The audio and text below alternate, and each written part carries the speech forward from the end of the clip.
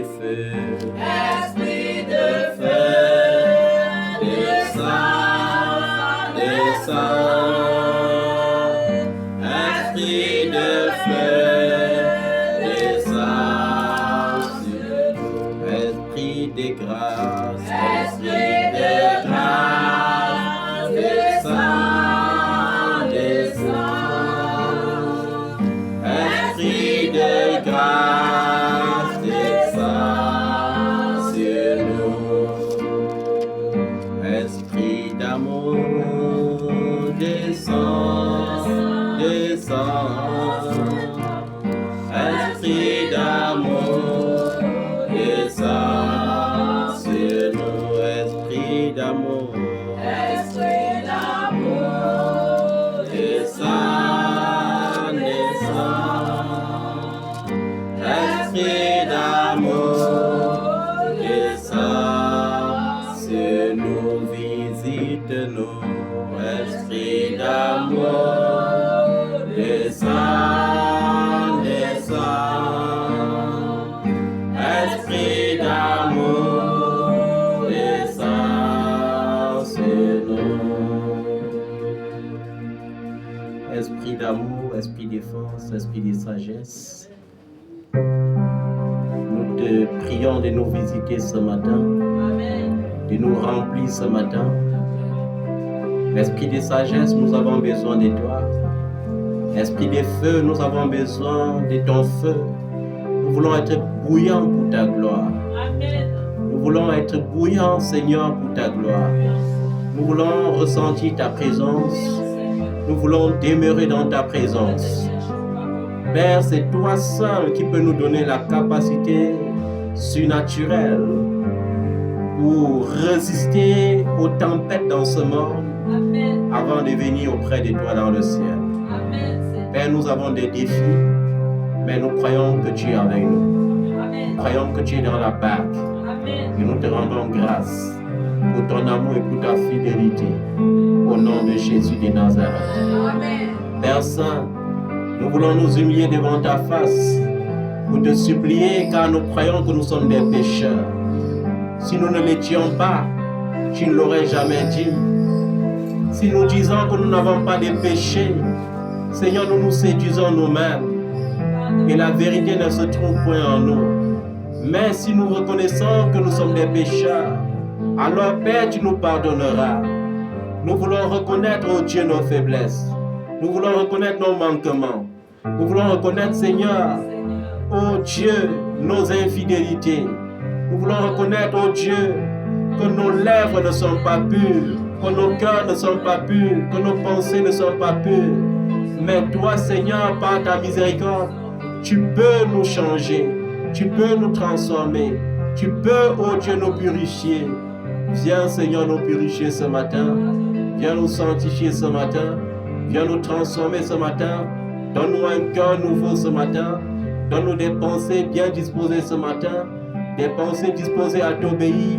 Des pensées disposées à te chercher. Au nom de Jésus. Viens nous déconnecter du système de ce monde.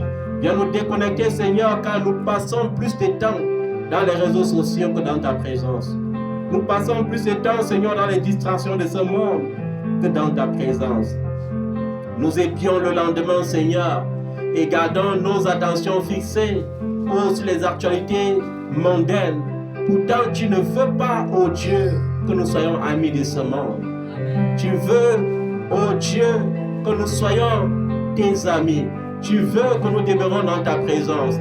Tu veux que nous aspirons aux choses qui sont dans les cieux et non à celles qui sont sur la terre. Tu veux que nous fixons les regards vers le ciel et non sur la terre. Seigneur, donne-nous de le faire. Donne-nous le pouvoir de le faire. Donne-nous la capacité de le faire. Car de nous-mêmes, nous ne pouvons pas. Si tu nous abandonnes, nous allons échouer. Mais si tu restes avec nous, oh Dieu, nous pourrons aller jusqu'au bout. Car il est écrit que le coureur n'est couronné que lorsqu'il a franchi la ligne d'arrivée. Seigneur, nous pouvons franchir cette ligne d'arrivée si tu es avec nous. Nous ne voulons pas, oh Dieu, comme au temps où les disciples étaient avec toi dans la barque, au lieu de la tempête, vivre dans l'effroi. Mais nous voulons vivre dans la paix, sachant que Christ est notre paix, sachant qu'il est présent. Nous Nous ne voulons plus entendre cette parole qui dit homme de peu de foi, mais nous voulons être des gens remplis de foi. Seigneur, accorde-nous la grâce et nous y parviendrons au nom de Jésus de Nazareth. Merci Seigneur parce que tu es présent ce matin. Tu es présent par ton Saint-Esprit. Tu es présent par ton Saint-Esprit. Et ta parole qui dit, voici je serai avec vous tous les jours jusqu'à la fin du monde. Cette parole est encore vivante. Elle est encore efficace ce matin. Seigneur, nous te rendons grâce au nom de Jésus de Nazareth. Seigneur, ce n'est pas parce que nous méritons beaucoup, mais c'est parce que tu nous accordes la grâce. Car il faut avoir la grâce pour louer l'Éternel. Il faut avoir la grâce pour louer un si grand Dieu. Il faut avoir la grâce pour être dans sa présence. C'est une grâce, Seigneur. C'est un privilège que tu nous as accordé. Nous voulons te dire merci pour ce privilège si grand, pour ce privilège si majestueux.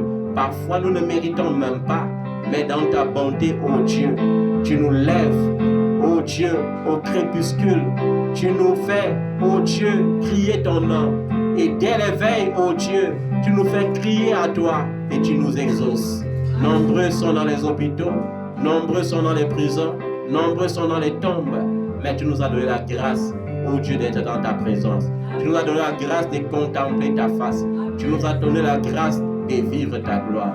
Nous te disons merci Seigneur. Merci pour cet amour. Merci pour cette grâce. Merci pour ta fidélité. Au nom de Jésus. Amen. Seigneur, lorsque tu étais arrivé à Jérusalem, oh Dieu, plusieurs ont cru à toi à cause des miracles que tu opérais. Mais la Bible dit, tu ne te fiais à aucun d'eux parce que tu savais ce qui était en l'homme. Nous ne voulons pas nous fier aux êtres humains. Nous voulons nous fier à toi seul, Jésus. Car l'homme peut décevoir, mais toi, Seigneur, tu restes fidèle. L'homme peut trahir, mais toi, Éternel, tu restes loyal. Seigneur, tu restes fidèle. Fidèle à ton amour, fidèle à ta parole, fidèle à toi-même, parce que tu ne peux pas te régner toi-même. Tu demeures Dieu. Tu demeures Dieu depuis le commencement. Tu seras Dieu même jusqu'à la fin. À perpétuité, tu es Dieu. Seigneur, nous te rendons hommage dans le nom de Jésus. Amen. Merci, Seigneur. Merci pour la source d'inspiration ce matin. Merci, oh Dieu, parce que c'est toi qui mèneras nos combats ce matin. Merci, Seigneur, parce que c'est toi qui relèveras nos défis ce matin, comme tu l'as toujours fait. Merci, Papa, au nom de Jésus. Amen. Alléluia. Est-ce que tu peux acclamer le nom de Jésus? Alléluia. Il est fidèle. Dis avec moi, il est fidèle. Il est fidèle. Je veux l'entendre encore, il est fidèle. Il est fidèle. Alléluia. Amen. Vous savez, dans cette vie, que vous le vouliez ou non, chacun est sur la terre pour jouer son rôle. Dis avec moi, chacun est sur la terre pour jouer son rôle. Chacun est sur la terre pour jouer son rôle. Et j'aime te rappeler mon rôle. Mon rôle, c'est que tu ne me dois rien, mais moi je te dois l'amour. Amen. Alléluia. La Bible dit ne devez rien à personne si ce n'est l'amour. Tu ne me dois pas l'argent. Tu ne me dois pas la reconnaissance. Non, tu ne me dois rien du tout. Mais je te dois l'amour et je dois te donner l'amour. Alléluia. Chacun a son rôle sur cette terre. Et dans la Bible, quand on lit 2 Timothée chapitre 3, on dit que vers la fin du système de ce monde, les hommes deviendront égoïstes. Alléluia. D'autres deviendront ennemis des gens de bien. D'autres deviendront hautains. D'autres deviendront blasphémateurs. D'autres deviendront même ennemis de Dieu. Alléluia.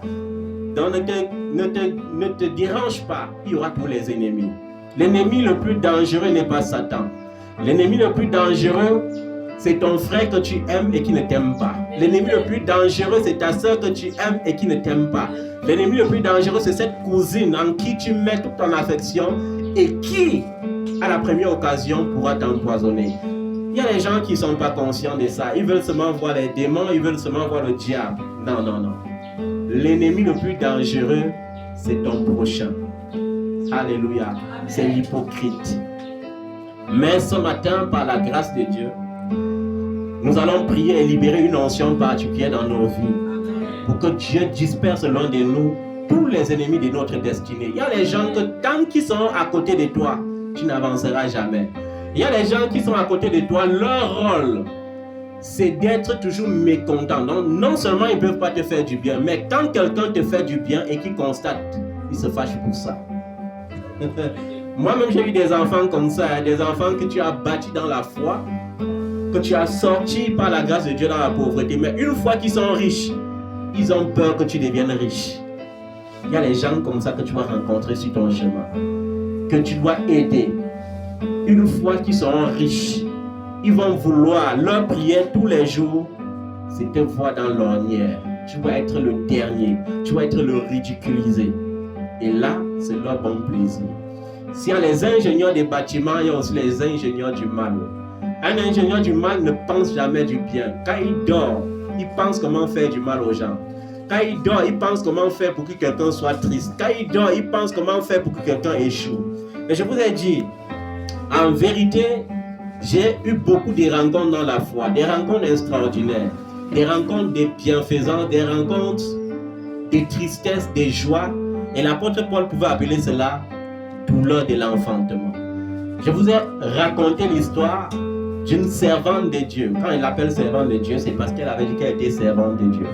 Parce que quand tu me dis que tu es serviteur, servant, j'accepte aussi. Mais la Bible dit, vous les reconnaîtrez à leurs fruits. Mais quand j'ai vu son fruit plus tard, j'ai été tellement déçu. Parce qu'une servante de Dieu, parce qu'elle n'arrive pas à te manipuler, à te contrôler, elle se met à genoux, elle prie. Elle dit, je prie pour que Dieu te rende dernier, je prie pour que Dieu te tue. Est-ce que Dieu peut tuer son serviteur? Mais tu pries quand même pour demander à Dieu de tuer son instrument. Alors que tu sais que c'est un instrument de Dieu pour la gloire des nations. J'ai beaucoup d'amour à donner dans les nations. Je n'ai pas l'amour à donner seulement au Cameroun. J'ai l'amour à donner jusqu'aux extrémités de la terre. Alors tu as ces genres d'ennemis dans ta vie parfois. Des gens qui sont là, ils font semblant d'être contents quand tu avances. Mais au fond, ils pleurent. Au fond, ils prient pour que la disgrâce atteigne ta vie. Et ces gens de personnes, tu vas remarquer que chaque fois que tu as un projet, quand tu les annonces déjà, le projet s'arrête. Il y a des gens autour de toi comme ça, ils ne sont pas des sorciers, mais ils ont un esprit en eux, un esprit qui apporte la disgrâce, un esprit qui bloque la destinée. Dès que tu lui dis, je vais me marier l'année prochaine, ton fiancé revient le lendemain et te dit que c'est fini. Dès que tu lui dis, j'ai un projet de voyage, c'est fini. Dès que tu lui dis, on m'a dit qu'on va me donner un virement bancaire, ça s'arrête. Dès que tu lui dis, mon projet est en train de se concrétiser, ça s'arrête. Ce sont les ennemis de la destinée. Parfois, ils sont trop proches de toi. Parfois, c'est un ami. Parfois, c'est quelqu'un que tu admires beaucoup. Quelqu'un que tu préfères ne jamais même abandonner. Mais je prie ce matin par le nom de Jésus que tout ennemi de ta destinée soit exposé. Parce que parfois, lorsqu'ils ne sont pas exposés, tu vas avancer avec eux. Ils vont avancer. À un moment donné, tu vas voir un décalage. Tu vas voir qu'ils sont arrivés au sommet. Pourtant, tu es encore à l'échelle de la montagne. Pourtant, le potentiel que tu as, c'est 4 fois le potentiel qu'ils ont souvent. Je prie ce matin que Dieu les expose. Tout ennemi de ta destinée soit exposé au nom de Jésus. Tous ceux qui sont auprès de toi pour conspirer contre ton bonheur, pour conspirer contre ta joie, ceux qui sont mécontents, lorsque tu as de l'espoir, lorsque tu as une promotion, ils sont mécontents. Ceux qui sont joyeux lorsque la tristesse affecte ta vie, je prie que l'Éternel les expose dans le nom de Jésus. Qu'il les expose, peu importe le déguisement qu'ils auront. La Bible dit qu'ils viendront auprès de vous en vêtements de brebis. Ça veut dire avec un culte d'humilité, avec un culte de sagesse. Tu vas croire que non, ce sont des gens très humbles, mais au fond, ce sont des loups ravisseurs. Que Dieu expose tous loups ravisseurs qui ravagent ta vie dans le nom de Jésus. Amen. Tous ces gens-là, que Dieu les expose. Tous ces gens-là qui luttent contre ton bonheur, que Dieu les expose au nom de Jésus. Que Dieu les expose au nom de Jésus. Je ne prie pas ce matin seulement pour qu'ils soient exposés, mais que l'Éternel lui-même les sépare de ta vie. Au nom de Jésus. Qu'il les pourchasse, qu'il les chasse loin de ta vie. Qu'importe le déguisement avec qui vont venir avec, qu'importe le style d'hypocrisie qui vont venir avec, que l'Éternel les expose au nom de Jésus. Et vous savez, il y a aussi des gens qui sont auprès de vous. Leur rôle, c'est de voler la grâce. Il y a des gens qui ne savent pas qu'on vole la grâce. Mais je vais vous dire, on vole la grâce, c'est une réalité. Je vous ai expliqué l'histoire d'une tante qui trafiquait les diplômes des enfants de sa sœur au profit de ses enfants qui n'avaient pas fréquenté. Et la réalité, c'est que dans la vie active, ces enfants qui avaient les gros diplômes devenaient des serviteurs de leurs cousins et cousines qui n'avaient pas du tout fréquenté. Le trafic de la destinée. De la même manière qu'il y a ces gens de trafic de la destinée, il y a des gens qui vont vouloir toujours ta présence. Pas parce qu'ils t'aiment, mais parce que lorsqu'il a un problème et qu'il te rencontre seulement, dès qu'il te touche, il a appris quelque chose en toi. Et pas utilisé, pendant qu'il avance, tu es en train de l'acclamer. Pourtant, il vit avec ta destinée. Il y a des gens comme ça. Ils sont nombreux, surtout dans les églises. Parce que, je vais vous dire une chose, la sorcellerie dans l'église est plus sournoise que la sorcellerie hors de l'église. À l'intérieur de l'église, il y a souvent une forme de sorcellerie sournoise que si tu n'as pas les yeux ouverts, tu ne peux pas voir. Et moi, j'ai connu cela parce que j'ai vécu le système religieux. Dieu m'a permis de passer à un moment donné dans le système religieux. Et j'ai vu que dans le système religieux, tous les gens qui étaient les grands, les élevés dans l'église, la majorité sur 10, 7 étaient des sorciers. Je vous le dis en vérité. Parfois, je me demandais comment les hommes de Dieu faisaient. Et chaque fois après mon culte à l'église évangélique, on m'attirait par derrière et les conseillers et les anciens me disaient « Tu n'es pas obligé de dire trop la vérité, on va finir par te tuer. » Et moi, je rigolais. Et je comprenais que le on qu'on disait, c'était des sorciers, que lorsque je montais au pupitre, j'avertissais. Dans l'église pentecôtiste également, il y a tellement de sorcellerie. Et vous savez, là-bas, c'est encore trop déguisé même. Parce que tu vas voir un sorcier qui envoie le feu. Tu vois pas que non. Lui, il lutte contre la sorcellerie. Pourtant, son rôle, c'est de venir à l'église voler quelque chose. Même à la montagne, nous, on a vu cela. Quand je partais constamment à la montagne, il y avait un homme de Dieu qu'on appelait le prophète Israël. Le prophète Israël, curieusement, il y avait des heures où il faisait des incantations. Des heures où il priait Allah et des heures qu'il priait Jésus. Mais on s'était rendu compte que chaque matin, il était toujours le premier à se lever et il partait se mettre à l'entrée de la montagne. Et plus tard, un an plus tard, il avait commis trop de dégâts parce qu'on s'était rendu compte que chaque fois qu'il se levait le premier pour aller se mettre à l'entrée de la montagne, c'était pour que ceux qui montent à la montagne déposent tout dans ses hôtels et que ceux qui ont prié toute la nuit pendant la montagne laissent tout toujours sur son hôtel avant de partir. Et plus tard, 2 ans plus tard, j'avais donné l'ordre à certains hommes de Dieu qui avaient aussi les yeux ouverts et on a dû l'expulser de la montagne parce qu'on avait pu aller le chasser à la prière. Il fallait le chasser physiquement de la montagne. Et le jour qu'on le chassait, il fallait qu'il confesse. Alléluia. Il fallait qu'il fasse comment? Qu'il confesse. Même dans l'église, si tu dis à quelqu'un qu'il est sorcier, il ne peut pas accepter. J'ai vu cela dans les congrégations baptistes pour Christ, où j'ai tenu un ministère pendant 1 an. Et dans le ministère, je m'étais rendu compte d'une chose, c'est qu'il y avait la secte de l'étoile de David. Il y a des gens qui sont passés dans ce genre de ministère.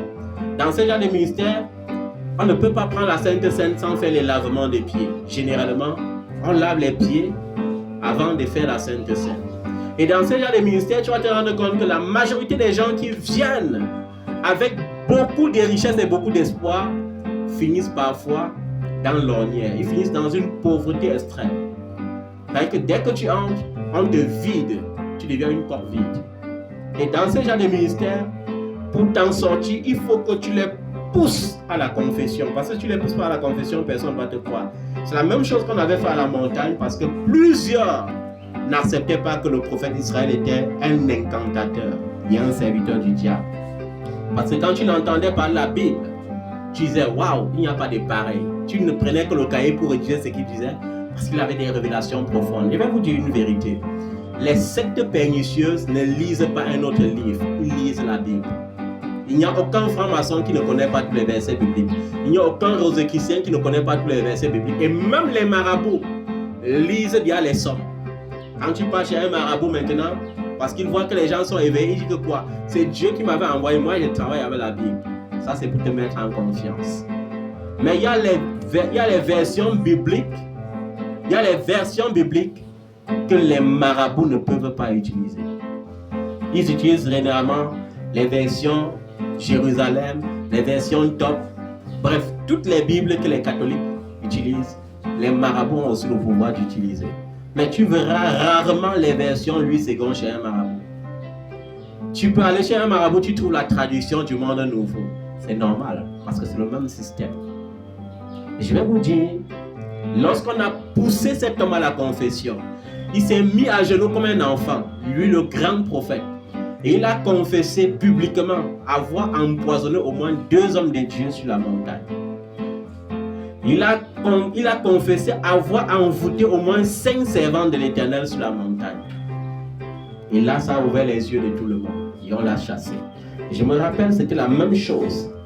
Dans les années 2010, quand je quittais les congrégations baptistes pour Christ, une paroisse à Éric-Zois, j'étais resté sur le pupitre et j'ai dit, mais Seigneur, les 1 an que tu m'as donné ici sont accomplis. Et je les avais dit, je dois prendre une retraite prolongée. Quand un homme de Dieu dit qu'il va prendre une retraite prolongée dont il ne connaît pas la fin, les gens qui ont les oreilles ouvertes comprennent qu'il est en train de dire au revoir. Alors les gens étaient stupéfaits. Ils ont dit, mais comment l'homme de Dieu peut dire certaines choses comme ça? Et j'ai dit, vous voulez une explication? Oui. J'étais encore sur le pupitre. J'ai dit, parce qu'il y a la sorcellerie dans cette assemblée. Et ce jour-là, les gens ont failli me lapider pour la première fois comme on avait lapidé Paul. Parce qu'on a dit, mais tu es trop prétentieux. Tu crois que tu es plus prophète que les qui, tu vois plus que les qui. Mais ce même jour, étant sur le pupitre, j'avais dit, Saint-Esprit, viens confirmer ta parole. Et on était débordés, on a entendu une femme qui était considérée dans l'assemblée, qui était la femme de l'un des serviteurs. Parce que dans chaque paroisse, on avait un pasteur principal et on avait 2 pasteurs qui l'aidaient.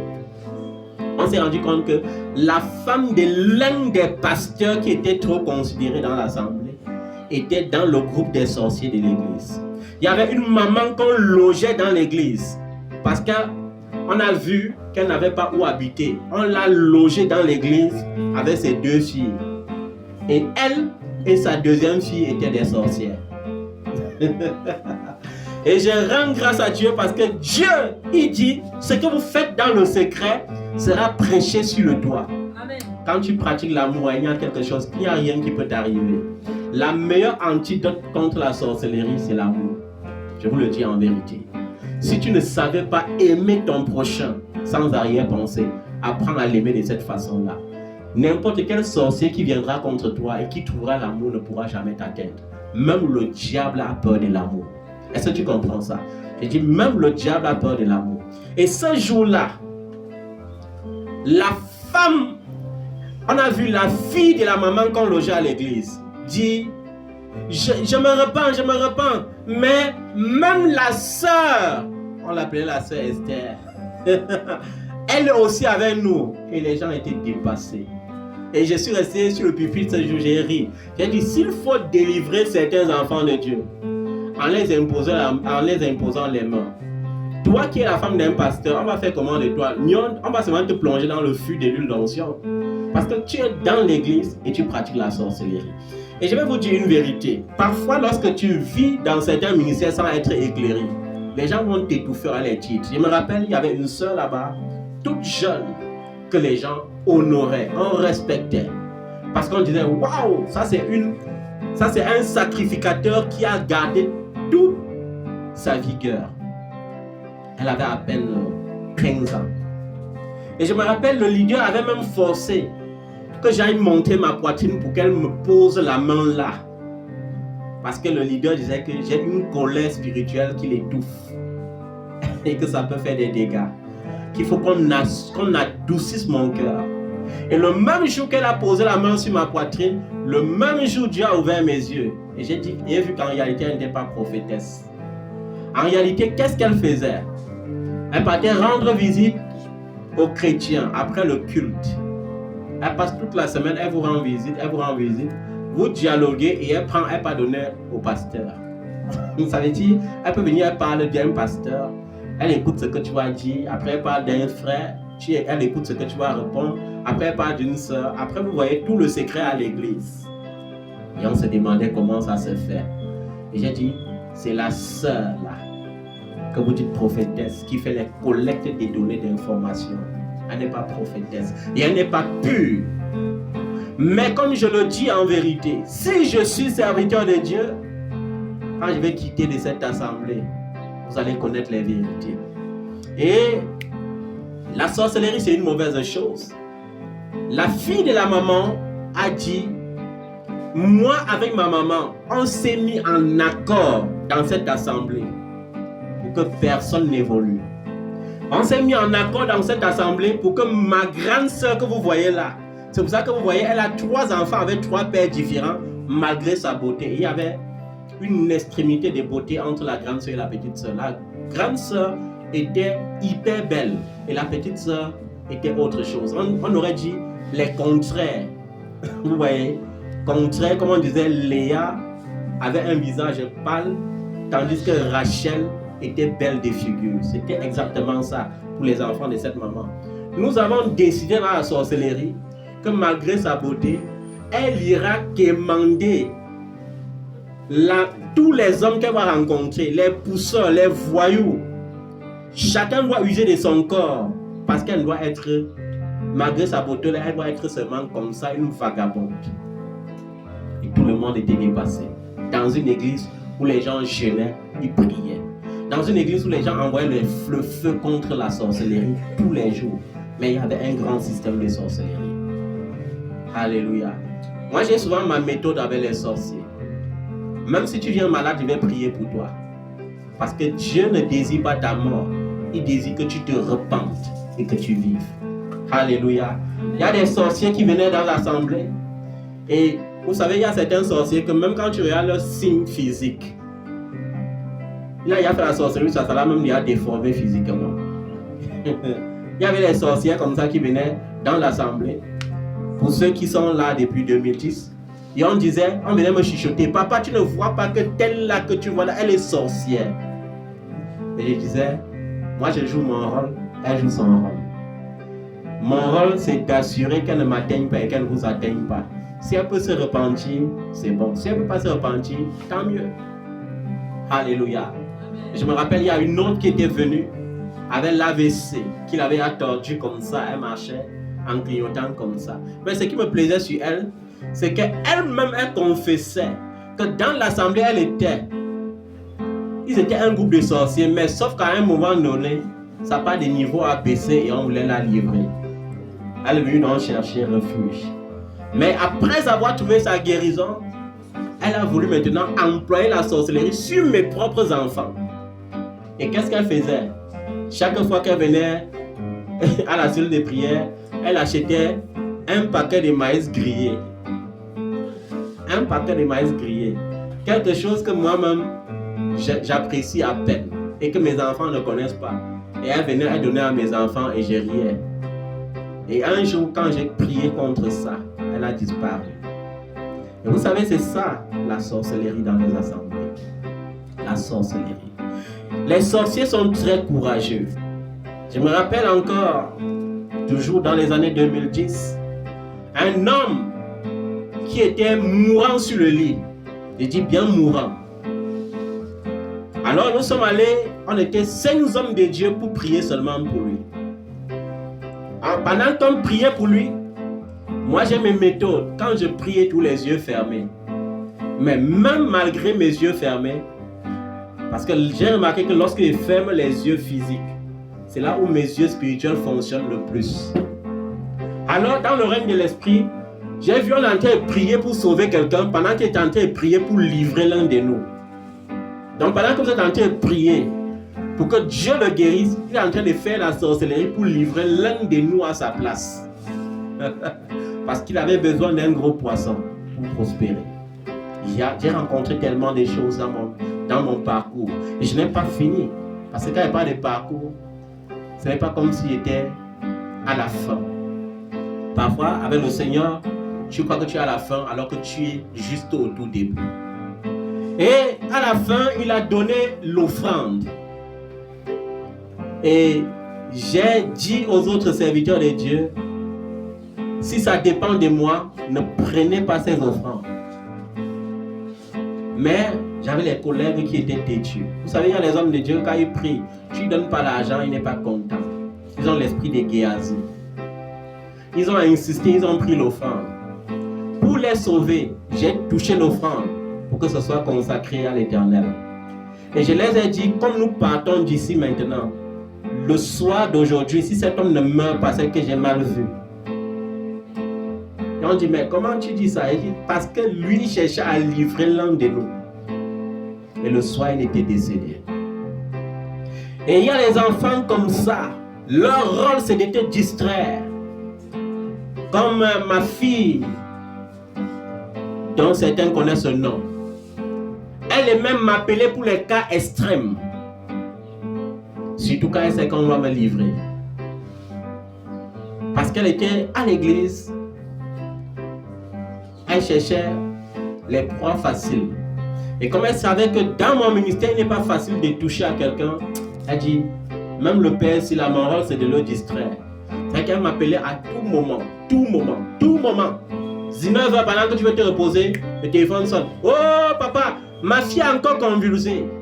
Et elle passait par sa fille. Elle avait une fille qui avait tout tendance à être malade. Et c'était un système pour voler la grâce. Et moi, je connaissais le système. Je vais vous dire une chose. Le Seigneur Jésus-Christ n'est jamais en retard. C'est le diable qui est terriblement en retard. Le problème avec le diable, c'est que lui pense qu'il maîtrise le temps. Alors que Dieu est le temps même proprement dit. Est-ce que vous comprenez ça? Dieu est le temps. Quand on dit qu'il est le maître des temps et des circonstances, ça veut dire que quoi? Il est le commencement et la fin. Il n'est jamais en retard. Donc ce qui rend souvent les choses difficiles pour l'ennemi, c'est que là où il pense que tu ne l'as pas déjà vu, tu l'avais déjà vu, tu connaissais à la conclusion. Et elle aimait toujours m'appeler. Chaque fois, tu imposes les mains à sa fille. Après, les chrétiens me disent, mais papa, tu n'as pas remarqué que chaque fois que tu peux imposer la main à la fille là, elle devient encore plus belle. J'ai dit, mais c'est parce qu'elle a les sirènes, c'est une sirène. Et vous savez, ces mamans font souvent comment? Elles ont souvent des trucs, l'ennemi a souvent des méthodes de pièges. C'est pourquoi je vais te demander de ne jamais pratiquer la prudence sans la simplicité sans prudence. Et à un moment donné, je m'étais rendu compte qu'elle voulait toujours que j'ai accès à la présence de sa fille seule. C'est-à-dire que tu vas rester comme ça là en journée, tu es en train de méditer, elle t'appelle, elle n'est pas à la maison, elle te dit que ta fille est à la maison là-bas, elle a encore chuté. Parce qu'elle dit que tu peux aller à la maison et tu accomplis l'œuvre de la chair et là c'est fini pour toi. Mais elle se rendait toujours compte que mais le type si ça ne réussit pas, qu'est-ce que je vais faire finalement? Et après je lui ai dit clairement, ma fille, ce que tu fais je sais. À partir d'aujourd'hui, je n'impose plus les mains à ta fille. Si tu veux que j'impose les mains à ta fille, vous deux, venez confesser la sorcellerie publiquement. On détruit une fois, on sort sur ça. Donc tu as deux options. Soit tu viens confesser la sorcellerie, on te délivre la sorcellerie, soit tu disparais à jamais. Parce que si tu viens encore dans ma présence à la sorcellerie, tu mourras. Alléluia. La Bible dit, soyez simples comme des colombes, prudents comme des serpents. Je suis en train de vouloir t'éveiller ce matin. Parce que lorsqu'un enfant de Dieu marche sans discernement, on l'avale. Si tu marches sans discernement, on va t'avaler. Dieu sera là, mais on va t'avaler. Pose-toi la question, où était le Saint-Esprit lorsque David, l'homme selon le cœur de Dieu, est tombé dans l'emprise de la beauté de Bathsheba? Pose-toi la question, Samson, homme de Dieu rempli de l'Esprit de Dieu, rempli de force, il a fait comment pour tomber dans les panneaux de Dalila? Pose-toi toute cette question. Il ne sous-estime pas ton ennemi. Ne le sous-estime pas. On l'appelle le rusé. On l'appelle le malin. C'est-à-dire que le gars passe par des méthodes bizarres pour te faire croire que tu es dans le système de Dieu alors qu'il t'a dit accueilli depuis. Je vais vous dire une chose. Il y a deux sortes de bénédictions qui existent. La bénédiction qui vient de l'Éternel, on dit qu'elle n'est subie Elle se fait suivre d'aucun chagrin. Mais la bénédiction qui est à côté, celle qui vient du malin, est chagrinable. Je vais prendre l'exemple sur quoi? Lorsque tu entres dans une vie de concubinage et que tu commences à désirer le mariage et que l'esprit de l'amour, parce que toute chose a un esprit, l'esprit de l'amour, c'est encore le démon de l'amour. Ce qui a égaré Salomon malgré sa sagesse, c'était l'esprit de l'amour. Lorsque tu es possédé par l'esprit de l'amour, tous les signes que tu demandes, pourtant ce n'est pas à Satan, c'est à Dieu que tu demandes s'accomplissent. Seigneur, fais que si c'est mon homme, non, dans 2 minutes il m'appelle, dans 2 minutes le téléphone sonne. Et tu dis, je suis sûr, ça c'est mon homme. Pourtant tu es dans le système du diable depuis. Plus tard, cet homme qui semblait être un agneau, il va te déchirer comme un loup. Parce que le but du diable, c'est de te ridiculiser. Est-ce que tu comprends ça? Et dans la vie, avec la marche avec le Seigneur, ne sois jamais prétentieux. Personne n'est tout puissant en dehors de l'Éternel. Personne n'est comment? Tout puissant en dehors de l'Éternel. Non, j'ai pitié de ceux-là qui disent je suis tout puissant. Oh, je suis rempli de l'onction. Tu es rempli de l'onction comment? David était rempli de l'onction. Alléluia. Tu n'auras même jamais la quantité d'onction que David avait eue. Mais il faut faire attention. Si le Seigneur n'avait pas été avec moi, il y a certains qui ne m'auront jamais connu. Parce que j'ai connu des conspirations des morts avec la sorcellerie. Avec mes propres enfants que j'ai bâtis dans la foi. Je me rappelle encore ce jour où la sœur m'avait appelé en disant « Oh papa, au secours, voici ma belle-sœur qui vient de tomber. » On ne sait pas pourquoi. Et j'étais un papa qui aimait trop courir. Lorsqu'on dit que quelqu'un est tombé, je dois courir immédiatement. Et j'étais encore sur la moto pour me rendre à la cité verte. Elle m'appelle encore. Elle me dit, papa, ça ne vaut pas la peine de te déplacer, elle est morte. J'ai dit, même si elle est morte, comme je suis là sur la moto, je vais venir, elle va se réveiller. Et je me rappelle ce jour, je suis arrivé à l'hôpital. On m'a dit, non, on l'a porté, on vient l'amener au service de réanimation. J'ai dit comme ça, j'ai dit oui. Et j'ai dû attendre là-bas jusqu'à minuit. Parce que les médecins avaient dit, on croit que les hommes de Dieu peuvent prier, mais laissez-nous d'abord faire pour nous. Et après, je suis entré dans la salle de réanimation avec un autre prophète que j'avais rencontré sur place. Et dès que j'ai posé la main sur cette femme, on m'a directement envoyé le message que mon fils chauffait à plus de 38 degrés. Un enfant qui était en santé. Et j'ai dit, ce jour-là, je sais ce qui se passe. Et quand je suis rentré à la maison dans les 2h du matin, je me suis couché, j'ai dit, Seigneur, montre-moi ce qui s'est passé avec cette femme. Et l'Esprit de Dieu m'avait transporté à Barrière. J'ai vu un prêtre exorciste.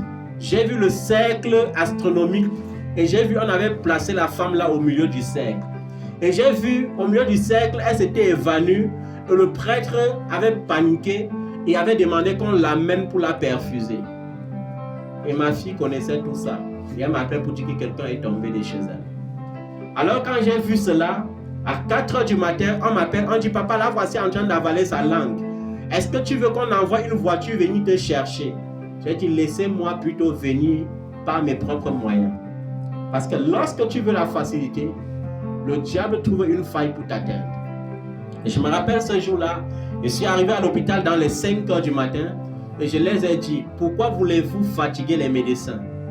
Enlevez cette femme du lit, mettez-la dans la voiture et rentrons à Barrière chez le prêtre exorciste où vous étiez avant qu'elle ne chute. Ils étaient dépassés. Ils ont dit, mais qui lui a raconté la vraie version? Et je me rappelle ce jour, le mari me dit, pardon, porte ma femme. J'ai dit, comment tu es là et je vais porter ta femme? Porte toi-même ta femme. Tu peux mettre dans la voiture. Tu peux me dire que je supporte ta femme. Comment tu me demandes de porter ta femme? J'ai senti que c'était une sorcellerie terrible. En fait, cette femme, qu'est-ce qu'elle voulait? Elle voulait absolument livrer quelqu'un qui est porteur d'onction. Parce que vous ne savez pas ce qui se passe dans les églises. Et je me rappelle ce jour, on était arrivé chez le prêtre. C'était un prêtre orthodoxe. On est arrivé, il faisait la messe de 6 heures. Et quand il suis entré, il a senti une présence bizarre, le genre de lumière qu'il n'a jamais vu. Et il a interrompu la messe, il a dit, il y a un grand homme de Dieu qui est entré ici. Et vous savez, il n'aime pas qu'on m'appelle grand homme de Dieu, parce qu'en réalité, je ne suis pas un grand homme de Dieu. Je suis un serviteur. Et ce matin, là, j'avais dit, je l'avais appelé en aparté, je lui ai dit, ça c'est une situation de sorcellerie extrêmement grave. Voilà mon numéro de téléphone. Si tu sens que ça te dépasse, tu peux m'appeler. Parce qu'elle ne peut pas venir chez toi prier. Tu peux m'appeler et je viens prier avec ton accord pour elle. Pour que tu ne dises pas que un inconnu est venu s'approprier la gloire que tu recherches. Et vous savez, il y a les hommes de Dieu prétentieux. L'homme de Dieu avait dit oui, mais quand je me suis tourné pour partir, il a dit, vous faites quoi avec les hommes de Dieu pentecôtistes? C'est nous les puissants. Comment vous laissez nous là, qui avons existé avant, pour aller voir les pentecôtistes qui sont dehors là? Et il avait décidé de garder la femme là chez lui pour son traitement. Et 4 jours après, il se lève lui-même. Il dit, un grand homme doit mourir aujourd'hui. Il ne savait pas qu'il parlait comme ça de lui. En fait, la femme avait déjà atteint ses objectifs. Il prophétisait sa mort sans savoir. Il dit à ses femmes, parce qu'il était polygame, un grand homme doit mourir aujourd'hui. Et 5 minutes après, il part à côté de sa moto, il s'écroule et il rend là. Et la femme qui était totalement malade, elle se lève, elle porte ses bagages et elle rentre. Elle était guérie.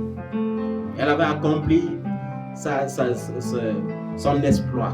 Et ce même jour, j'appelle ma fille. Je lui dis, ma fille, ta belle-sœur sorcière là, que tu croyais qu'elle allait me tuer là, j'espère qu'elle n'a pas déjà tué le prêtre. Elle me dit, papa, en réalité, tu as appelé à l'instant où je t'appelais pour te dire que le prêtre là est mort. Ne sois pas prétentieux dans le règne de l'esprit. On va t'avaler. Amen. Ce matin, avant de t'enseigner sur la foi, le Seigneur m'avait mis à cœur de te donner ce genre d'exhortation. Pour que tu comprennes un peu quel est mon parcours. Pour que tu comprennes que lorsqu'on dit que c'est un chemin périlleux, c'est vraiment un chemin périlleux. Pour que tu comprennes que quand on dit que c'est un chemin solitaire, c'est vraiment un chemin solitaire. Un chemin solitaire, pourquoi? Parce que Jésus lui-même a montré le modèle à suivre. Il a choisi 12 hommes. Et parmi les 12 hommes, il y avait un traître. Mais vous ne verrez jamais dans la Bible, là où Jésus a maudit Judas.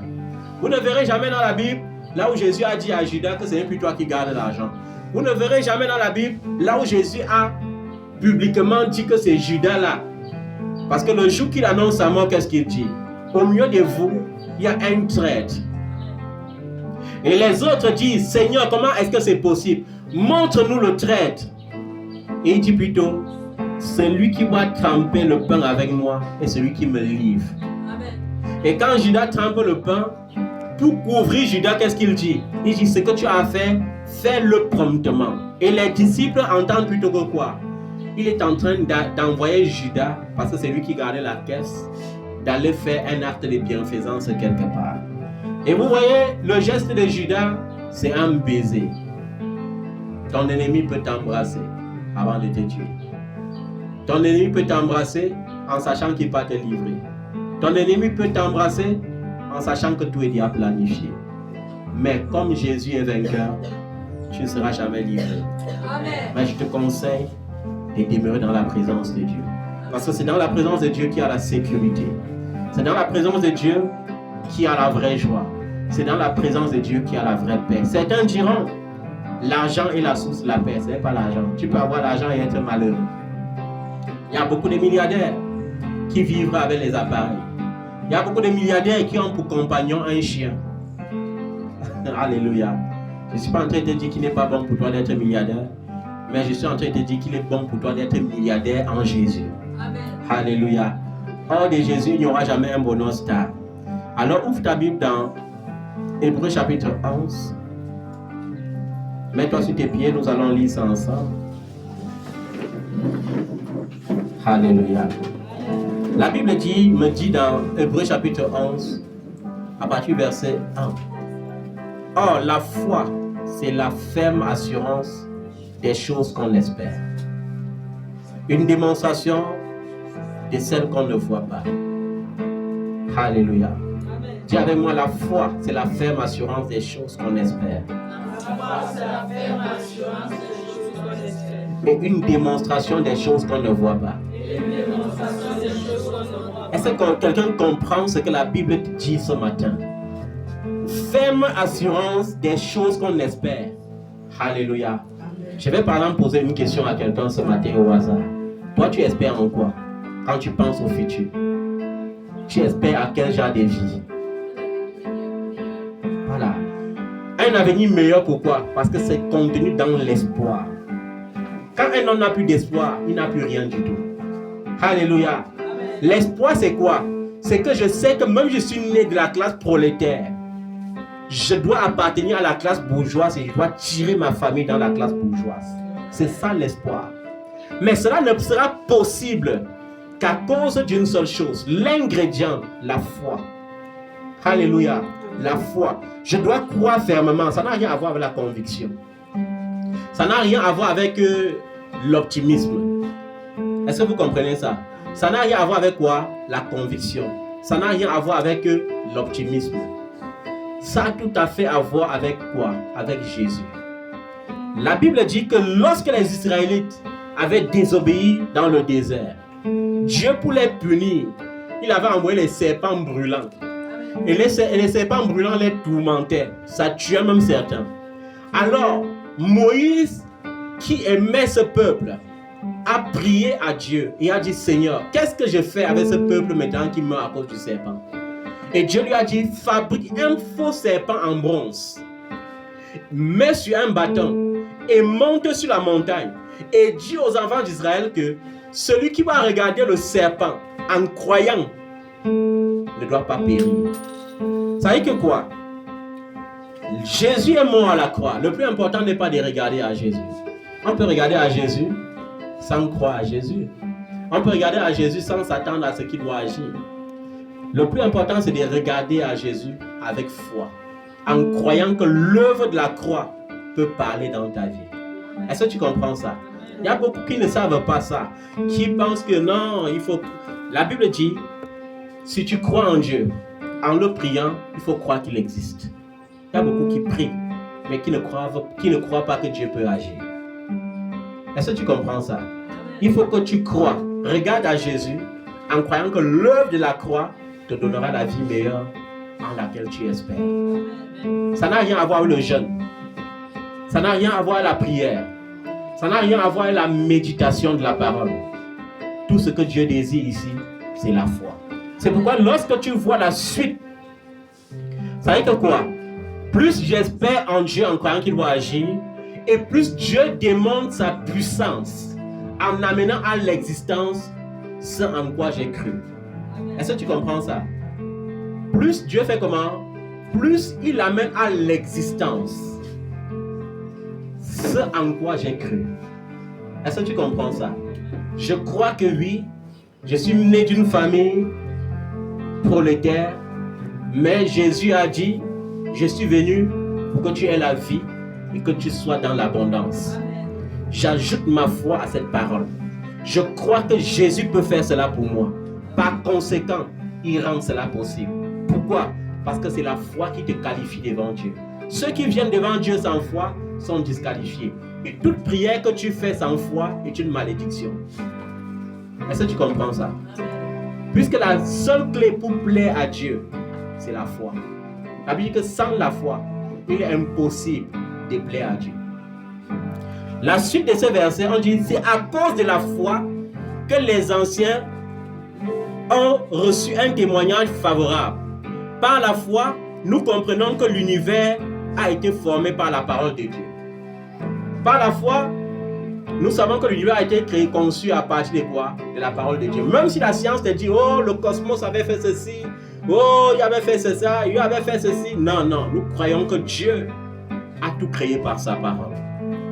Par la foi, nous comprenons que l'univers a été formé par la parole de Dieu, de sorte que le monde visible n'a pas été fait à partir des choses visibles. Vous savez que c'est ce qui est spirituel qui rend matériel ce en quoi tu désires. Je veux un bon mariage, je construis ce bon mariage d'abord dans l'invisible. Alléluia. Dans le spirituel, je bâtis le genre de mariage que je veux. Dans le spirituel, je bâtis le genre de vie que je veux. Je bâtis le genre de richesse que je souhaite. Alléluia. Dans le spirituel. Et Dieu rend cela matériel pour moi. C'est ça la foi. C'est par la foi qu'Abel a offert à Dieu un sacrifice plus grand que celui de Caïn. Abel savait que Dieu aime les choses agréables. Abel savait que Dieu aime les choses qu'on donne avec le cœur. Alléluia. Et Caïn croyait qu'on donne pour épater Dieu. Ça, c'est la différence. Tu peux épater quelqu'un qui a tout créé comment? Dieu veut que nous donnons avec le cœur. Abel avait compris cela. Et par la foi, il a offert ce qui était agréable à Dieu. C'est grâce à la foi qu'il a été déclaré juste, car Dieu approuvait ses offrandes. Et c'est par la foi qu'il parle encore, bien qu'étant mort. Alléluia. On dit que le sang d'Abel crie. Le sang d'Abel fait comment? Crie. C'est-à-dire que Abel est mort, mais son sang parle toujours. Pourquoi? Parce qu'il a été trouvé juste devant Dieu à cause de sa foi. C'est à cause de la foi qu'Enoch a été enlevé pour échapper à la mort. À cause de la foi. Enoch avait cru. Enoch avait cru que lorsque tu sais Dieu, c'est le Dieu de toute éternité. Tu n'es pas obligé de passer par la mort. Et à cause de ça, Dieu l'avait qualifié à aller au ciel sans passer par la mort. Enoch fut l'un des premiers hommes à être enlevé et aller dans la présence de Dieu sans passer par la mort. C'est à cause de la foi qu'Enoch a été enlevé pour échapper à la mort. On ne le trouva plus et on n'a pas pu le retrouver parce que Dieu l'avait enlevé. Avant d'être enlevé, il avait en effet reçu le témoignage qu'il était agréable à Dieu. Vous avez vu qu'il y a plus d'avantages à être agréable à Dieu. Et la seule chose qui te rend agréable à Dieu, c'est la foi. Alléluia. Or, sans la foi, il est impossible d'être agréable à Dieu. Car il faut que celui qui s'approche de Dieu croit que Dieu existe et qu'il récompense ceux qui le cherchent. Il y a des gens qui aiment mettre cette adoration, le rémunérateur de ceux qui le cherchent, mais ils ne comprennent pas. C'est-à-dire que Dieu te paye parce que tu as la foi. Alléluia. Dieu n'a pas dit que Dieu te paye parce que tu as trop prié. On n'a pas dit que Dieu te paye parce que tu as trop jeûné. Parce que si tu jeûnes, ton cœur est tortueux. Lorsque tu jeûnes avec un cœur tortueux, qu'est-ce que Dieu fait? Il change tous tes désirs en contre-désirs. C'est-à-dire que tu désirais être riche, tu te rends pauvre. Tu désirais être en santé, il te donne la maladie. C'est pourquoi vous voyez souvent certains frères, certaines sœurs, leur vie n'avance jamais. Pourquoi? Parce que le cœur est tortueux. Le cœur est comment? Tortueux. Il faut avoir un cœur paisible. Alléluia. Dis avec moi un cœur paisible. Un cœur paisible. Il est bon d'avoir le cœur paisible. Alléluia. Donc, il faut que lorsque tu approches de Dieu, que tu crois qu'il existe et qu'il récompense ceux qui le cherchent. Et on dit ici ceux qui le cherchent avec sincérité. Quand c'est pour tes études, quand tu veux chercher la face de Dieu, cherche avec sincérité. Quand ça sera le temps du mariage, quand tu voudras chercher la face de Dieu pour ton mariage, cherche-le avec sincérité. Parce que lorsque tu le cherches avec sincérité, c'est lui qui s'occupe de ton cas. Il n'y a aucun homme qui viendra de la part de Dieu pour te détruire. Il n'y a aucune femme qui viendra de la part de Dieu pour te détruire. Mais un homme qui vient parce que tu as jeûné. Et c'est ça le problème de plusieurs enfants dans l'église. Tu les entends toujours rendre témoignage. Pourtant, j'avais jeûné, papa. À la fin du jeûne, quand je l'ai vu, j'ai su que c'était la réponse à ma prière. Généralement, quand tu jeûnes pour le mariage, à la fin, le premier qui vient ne vient même pas de Dieu. C'est l'instrument du diable. Parce que quand tu pries en langue intelligible, le diable écoute. Et il peut aussi décider de faire comment? De t'exaucer en fonction de la pression qu'il trouve dans ton cœur. Mais la seule différence est que ce qu'il te donne doit te détruire. Mais ce que Dieu te donne c'est pour la vie. Amen. Alléluia. Est-ce que tu comprends ça? C'est par la foi que Noé, averti des événements que l'on ne voyait pas encore et rempli d'une crainte respectueuse, a construit une arche pour sauver sa famille, car par elle qu'il a condamné le monde et est devenu héritier de la justice qui s'obtient par la foi. Vous voyez, Noé vivait dans une génération méchante. Et Dieu lui avait dit, je vais détruire cette génération par la pluie. Lui, il n'avait même pas encore vu. Mais par la foi, il s'est levé pour construire l'arche. Et pendant qu'il construisait l'arche, on se moquait de lui. Je vais t'expliquer. Aujourd'hui, l'arche existe encore. Pendant que tu mènes une vie de consécration, tes camarades se moquent de toi. Alléluia, parce que ça arrive parfois. C'est ce qui est arrivé aussi dans ma vie, quand j'étais un jeune garçon. Alors les jeunes de ma génération disaient, il faut qu'on aille en boîte de nuit. Et je disais, je préfère lire ma Bible. Et on se moquait de moi. On disait, oh, est-ce que ça c'est même un homme normal? Il est tout dans la Bible. Vous êtes sûr qu'il est même bien? Vous voyez? Il y aura, quand tu vas mener une vie de consécration, ce sera comme l'arche que tu es en train de bâtir. Quand tu vas faire des réserves dans ta vie, parce que tu veux une vie meilleure, les gens vont se moquer de tes manquements. Mais à la fin, comme au temps de Noé, lorsque la pluie de la bénédiction va commencer à déborder dans ta vie, ils seront surpris. Dis avec moi, ils seront surpris. Ils seront surpris. Alléluia. Parce que tu dois y arriver. Qu'importe les vents, qu'importe les marées, tu dois y arriver au nom de Jésus. C'est par la foi qu'Abraham a obéi lorsque Dieu l'a appelé et qu'il est parti pour le pays qu'il devait recevoir en héritage. Il est parti sans savoir où il allait. C'est par la foi qu'il est venu s'installer dans le pays promis comme dans un pays étranger. Il y a habité sous des tentes, ainsi qu'Isaac et Jacob, les héritiers de la même promesse, car il attendait la cité qui a des solides fondations, celle dont Dieu est l'architecte et le constructeur. Vous voyez, un monsieur comme ça, Dieu lui dit, quitte ton père et ta mère, quitte ton pays natal et va dans le pays que je vais te montrer. Dieu n'a pas dit, quitte le Cameroun, avec précision pour dire, va en Europe. C'est que Dieu te dit seulement que, lève-toi, pars. Je vais t'indiquer là où je t'envoie. Est-ce que c'est rassurant? Quand quelqu'un te dit que non, abandonne tout, tu pars là où je vais te montrer, on ne t'a pas encore montré, là où je vais te montrer. Est-ce que c'est rassurant? Il faut avoir la foi pour se lever. Mais Abraham a eu, et c'est ce genre de foi qui a rendu Abraham spécial devant Dieu. Dieu a trouvé un homme qui dit, j'accepte de partir même là où je ne sais pas où je vais. Tout simplement parce qu'il a confiance en lui. Il est le sage architecte. Il s'est construit des maisons solides. Je sais que s'il me dit de partir, il m'amènera quelque part. Et je vais te dire une chose. Parfois, là où Dieu t'amène, t'envoie, tu trouveras la maison habitée. Amen. Dieu te dit, je vais te donner cette maison. Mais tu trouves qu'il y a les habitants dans la maison. Il fallait encore la foi pour s'installer sous des tentes dehors, en attendant de prendre possession de la maison. Est-ce que vous comprenez ça? J'aime l'histoire d'Abraham. On lui dit, va là où je vais te montrer, mais on ne donne pas de précision. Il se lève sans savoir où il va. Il prend sa femme, il prend ses serviteurs, il prend ses béliers, il prend ses moutons et il se met en route. Et il traverse dans le désert sans savoir où il part. Et quand il arrive à Canaan, il y a les Canaaniens qui habitent, mais Dieu lui dit que c'est ici que je t'ai envoyé. C'est ici qu'elle va te donner.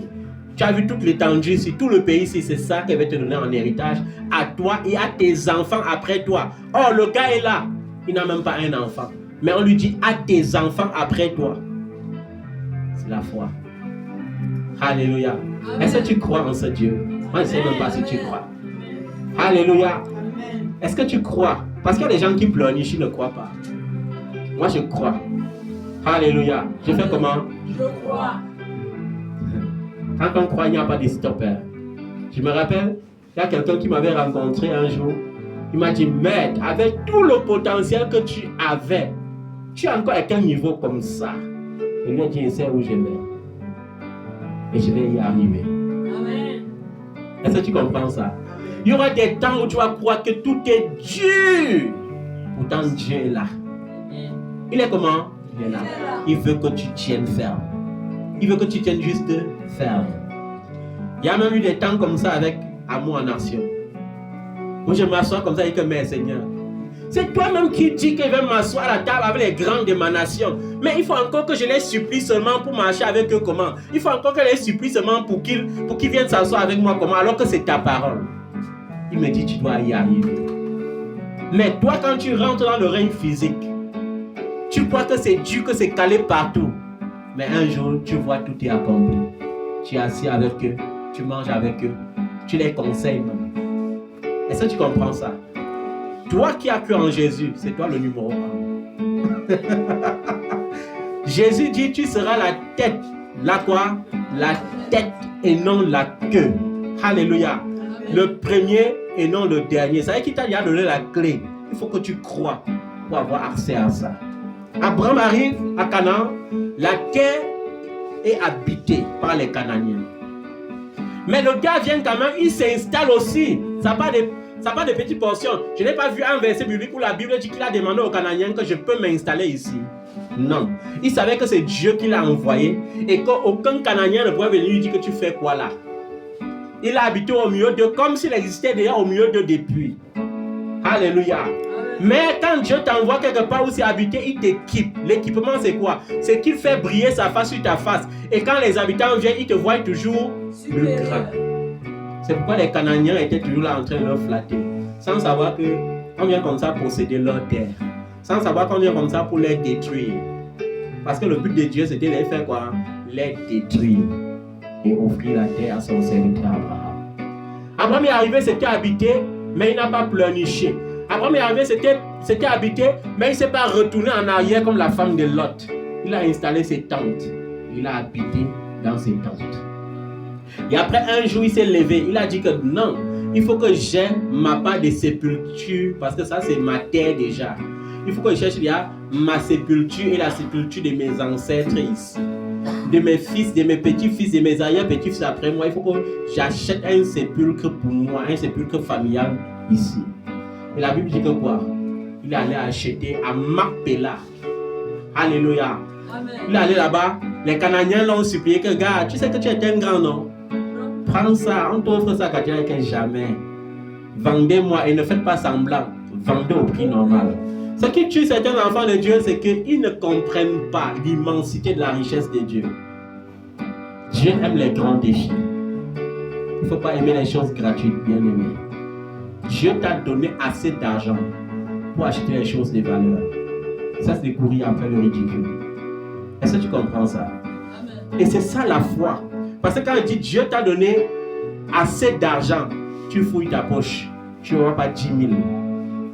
Et tu dis que comment on dit que Dieu m'a donné assez d'argent? La clé, c'est ta foi. Alléluia. La clé, c'est quoi? Ta foi. C'est Dieu qui a été capable de sortir l'argent du ventre du poisson pour payer les impôts. Il est le même Dieu, il n'a pas changé. C'est Dieu qui de 5 pains et combien de poissons?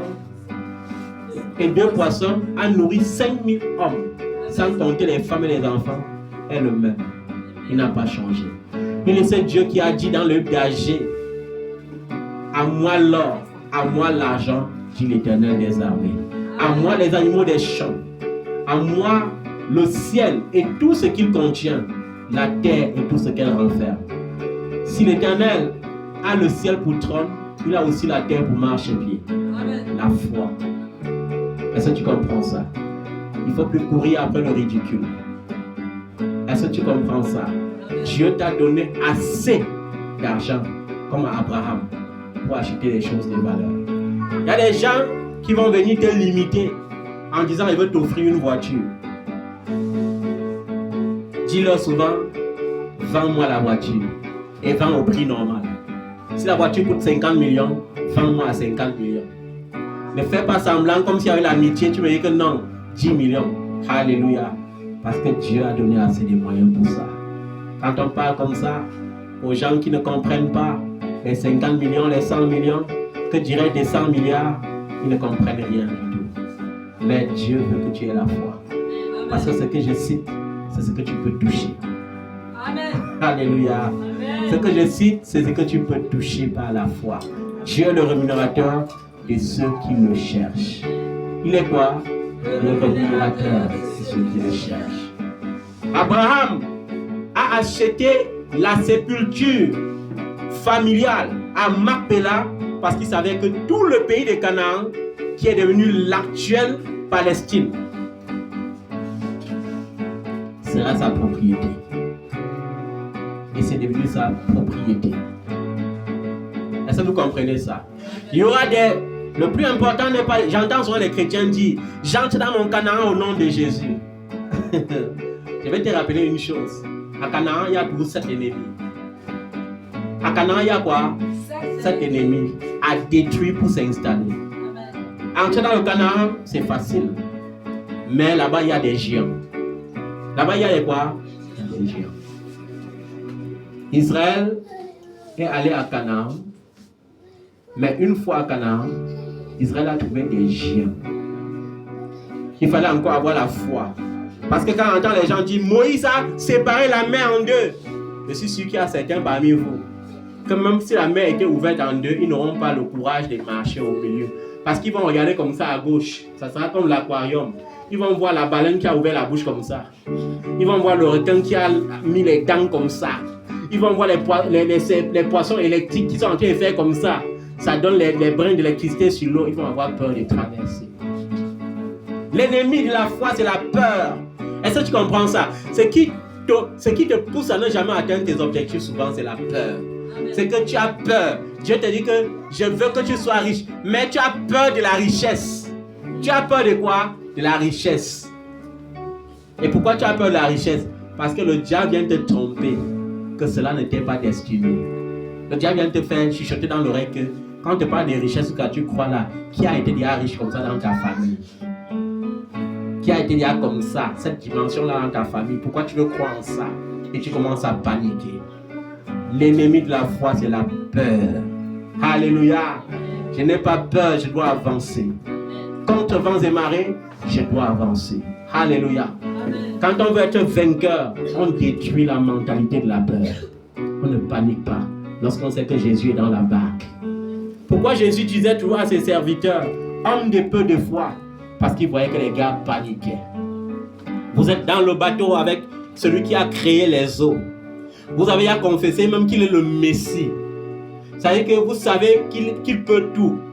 Mais le simple fait qu'il fait semblant de dormir et que les vents commencent à agiter le bateau, tu commences à dire, Seigneur, toi-même tu es même comment tu dors alors que nous sommes en train de nous noyer? Comment tu dors alors que le bateau est en train de couler? Mais Jésus se lève, il dit, homme de peu de foi. Ce qui déçoit souvent Dieu, c'est ta foi. C'est la qualité de foi. La qualité de ta foi.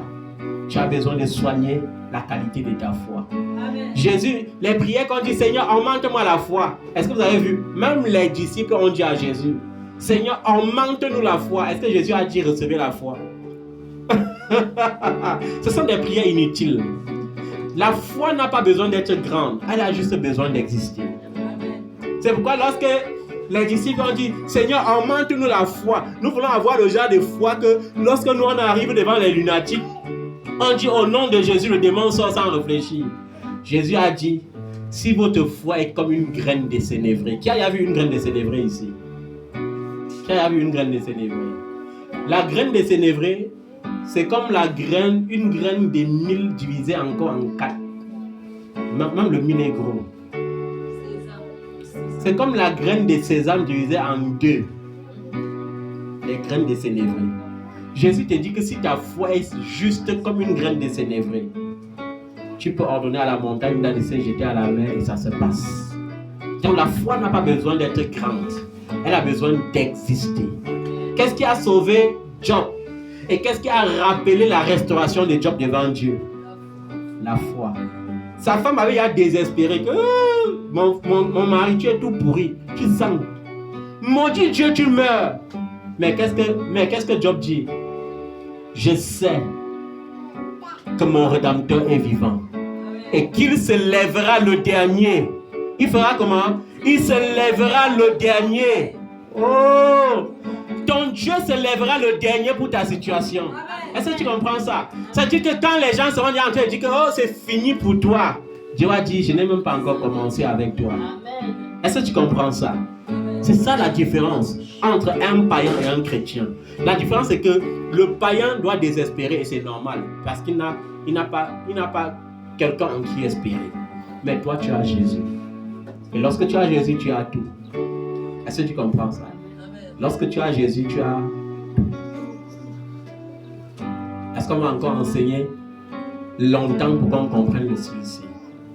Quand on enseigne avec simplicité des langages, c'est pour que les gens comprennent combien il est bon, combien il est agréable, combien il est admirable de demeurer dans la présence de Dieu. Amen. Dans ton chemin, il y aura des temps difficiles. L'ennemi, ce n'est pas surtout le diable. L'ennemi, c'est même souvent même tes yeux. Il y aura des choses que tes yeux vont regarder, tu vas convoiter. Il y aura les envies que ton cœur va te pousser à envier. Mais laisse-moi te dire, dis à Jésus de garder tes yeux dans sa présence. Amen. Dis à Jésus de garder ton cœur dans sa présence. Amen. Parce que c'est dans sa présence qu'il y a la sécurité. C'est dans sa présence qu'il y a la vie. Personne ne peut te détruire. Alléluia. Parce que celui qui vit en toi est plus fort que celui qui est dans le monde. Alléluia. Mets-toi sur tes pieds. Nous allons prier. Alléluia. Amen. Amen. Alléluia. Amen. Amen. Alléluia. Amen. Amen. Alléluia. Amen. Glorifions Jésus. Amen. Glorifions Jésus. Amen. Glorifions Jésus. Amen. Alléluia. Amen. Alléluia. Amen. Amen. Alléluia. Amen. Amen. Alléluia. Amen. Amen. Alléluia. Amen. Alléluia. Amen. Amen. Alléluia. Amen. Amen. Alléluia. Amen. Amen. Alléluia. Amen. Alléluia. Amen. Amen. Alléluia. Amen. Alléluia.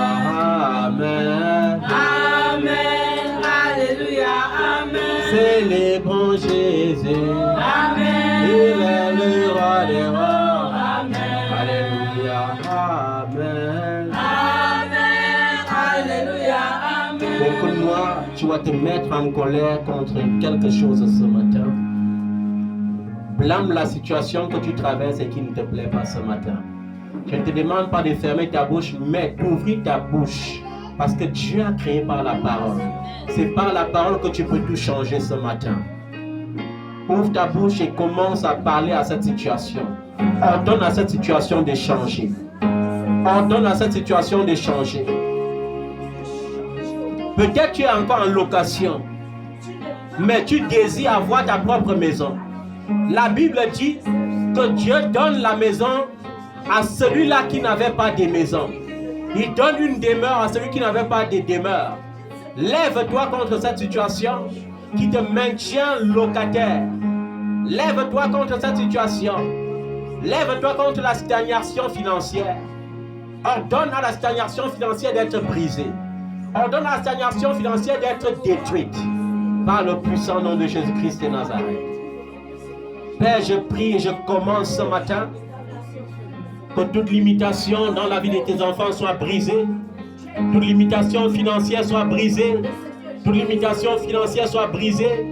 Que l'esprit de stagnation soit brisé. Que l'esprit de stagnation soit vaincu. Que l'esprit de stagnation soit lié et renvoyé dans les abîmes. Père, même si c'est un décret, oh, tu es le Dieu qui a formulé des décrets plus grands. Tout décret familial qui nous maintient dans la stagnation, tout décret familial qui te maintient dans la stagnation, soit brisé et effacé par le sang de Jésus. Amen. Au nom puissant de Jésus-Christ de Nazareth, parle à cette situation. Peut-être tu es encore seul. Oh, peut-être l'âge est avancé. Mais je prie ce matin pour te rassurer. Lève-toi contre tout esprit de célibat. Que tout esprit de célibat soit brisé. Même si c'est un décret familial, je commande que ce décret soit brisé. Parce que la Bible dit qu'il n'est pas bon pour l'homme d'être seul. Il donnera une aide semblable. Si c'est la pauvreté, lève-toi maintenant et brise. Que toute malédiction de pauvreté soit brisée. Parce qu'il est écrit que Jésus, des riches qu'il était, s'était fait pauvre afin que par sa pauvreté, tu sois enrichi. Je ne dis pas ici que c'est ton travail qui va t'enrichir, mais je dis que la grâce du Dieu des miracles t'enrichira. Par le puissant nom de Jésus-Christ de Nazareth, il ouvrira pour toi des portes inattendues. Parce que le jour où Abraham a eu faim, il s'est rendu dans le pays d'Abimelech. Et ce même jour, il a connu l'abondance. Ce Dieu n'a pas changé. La Bible dit que ce Jésus n'a pas changé. La Bible nous dit dans Hébreux chapitre 13 au verset 8 que Jésus-Christ est le même hier, aujourd'hui et éternellement. Ce qu'il a accompli hier, il peut encore l'accomplir aujourd'hui. Ce qu'il a accompli aujourd'hui, il l'accomplira encore demain et pour toujours. Car à jamais il est Dieu. Alléluia. Je ne sais pas la situation qui te dérange, même si c'est le rejet. Je prie que l'Éternel soit ton compagnon. Je prie que l'Éternel suscite pour toi une famille loyale, une famille noble, des compagnies nobles, des compagnies royales et loyales au nom de Jésus-Christ de Nazareth. Je ne sais pas quelle est cette situation que tu traverses. Si c'est la maladie, rappelle à la maladie que par les meurtrissures de Jésus-Christ, tu es guéri. Si c'est une douleur dans le corps, rappelle à cette douleur que Jésus a pris sur toi, a pris sur lui tes douleurs. Il s'est chargé de tes infirmités. Bien-aimé, Jésus s'est chargé de tes soucis. Jésus s'est chargé de tes fardeaux. Alors, sois libéré de tout fardeau ce matin. Sois libéré de tout joug ce matin. Au nom de Jésus. Et si la situation que tu traverses n'est pas liée au lien du sang ou du cordon ombilical, si c'est lié à un péché qui a apporté dans ta vie une présence démoniaque, je prie maintenant que tu as reçu le pardon de ton péché, que cette présence démoniaque disparaisse de ta vie par le nom de Jésus. Je prie et je commande que toutes les portes qui donnent accès au diable dans ta vie se ferment ce matin au nom puissant de Jésus-Christ de Nazareth. Que toute porte qui donne accès à l'ennemi dans ta vie se ferme au nom de Jésus. Je prie et je déclare que toute conspiration contre ton bonheur sera vouée à l'échec. Ceux qui vont creuser des fosses contre toi tomberont dans leur propre fosse. Ceux qui vont tendre des pièges contre ta vie vont tomber dans leur propre piège. Par le nom de Jésus, je prie et je déclare que toute arme forgée pour te nuire est sans effet au nom de Jésus. La Bible dit, la malédiction sans cause n'aura pas d'effet. Que toute malédiction prononcée dans le secret contre ta vie soit nulle et sans effet par le puissant nom de Jésus-Christ de Nazareth. Que toute forme d'incantation, de divination, de sorcellerie contre ta vie soit sans effet. D'ailleurs, il est écrit que l'enchantement et la divination n'auront pas d'effet sur Israël. Parce que tu es l'Israël de Jésus-Christ. Parce que tu es l'Israël d'Élohim. Je déclare que toutes ces incantations, tous ces envoûtements contre ton bonheur sont nuls et sans effet au nom puissant de Jésus-Christ de Nazareth. Que tous ceux qui étaient autour de toi et qui étaient des sorciers, des hypocrites, que l'Éternel se lève maintenant et les disperse loin de ta vie par le puissant nom de Jésus-Christ de Nazareth. Amen. Le plus important n'est pas d'être accompagné, mais d'être bien accompagné. Que toute mauvaise compagnie dans ta vie soit chassée et que l'Éternel apporte dans ta vie des compagnons justes, Amen. Des compagnons loyaux, Amen. Des compagnons fidèles. Amen. Au nom puissant de Jésus-Christ de Nazareth, Amen. Que l'Éternel ouvre ta vie à des aides de destinée, des aides de destinée productives et non négatives au nom de Jésus. Amen. Que l'Éternel te visite ce matin, qu'il te couvre de son sang précieux, qu'il fasse déborder sa coupe de grâce et de joie dans ta vie, qu'il te bénisse de façon extraordinaire en ce mois d'octobre. Que toute forme d'accident et d'incident programmé contre ta vie soient déprogrammés maintenant au nom de Jésus. Que tous les pièges que l'ennemi a employés contre ta vie soient détruits par le feu au nom de Jésus. Tu marcheras en toute sûreté. Lorsque tu sortiras, l'Éternel sortira avec toi. Lorsque tu rentreras, l'Éternel rentrera avec toi. Quand tu dormiras, l'Éternel veillera sur toi. Et quand tu t'éveilleras, l'Éternel sera avec toi. Que la grâce de Dieu te comble. Au nom puissant de Jésus-Christ de Nazareth. Amen. Amen. Est-ce que tu peux acclamer le nom de Jésus?